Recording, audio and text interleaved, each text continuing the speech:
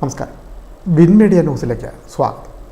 നിർമ്മാണ പ്രവർത്തനങ്ങൾ നടക്കുന്ന ദേശീയപാതയിൽ ചേർത്തല മേഖലയിൽ അപകടങ്ങൾ തുടർക്കഥകളാവുന്നു. 1.5 മാസത്തിനിടെ പൊലിഞ്ഞത് 6 ജീവനുകൾ. യാത്രക്കാർ സൂക്ഷിക്കുക, അപകടങ്ങൾ പതിയിരിപ്പുണ്ട്. നിർമ്മാണ പ്രവർത്തനങ്ങൾ നടക്കുന്ന ചേർത്തല ദേശീയപാത മേഖലയിൽ ഇത്തരമൊരു ബോർഡ് വയ്ക്കാവുന്നതാണ്. പട്ടണക്കാട് മുതൽ കഞ്ഞിക്കുഴി വരെയുള്ള പ്രദേശങ്ങളിലാണ് അപകടങ്ങൾ തുടർക്കഥകളാവുന്നത്.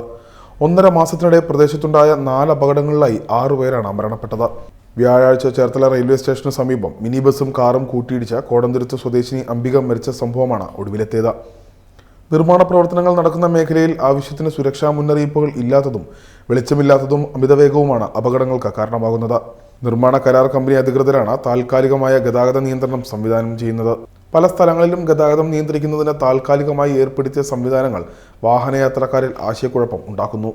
നിർമ്മാണ പ്രവർത്തനങ്ങൾ നടക്കുന്നതിനാൽ 2 വരി പാതയിലൂടെ വരുന്ന വാഹനങ്ങൾ ചില സ്ഥലങ്ങളിലും വളവുകളിലും ഒറ്റവരി പാതയാകുന്നതോടെ ഇതുവഴി കടന്നു പോകുന്ന വാഹനങ്ങൾക്ക് വേഗം നിയന്ത്രിക്കാൻ കഴിയാതെ വരുന്നു.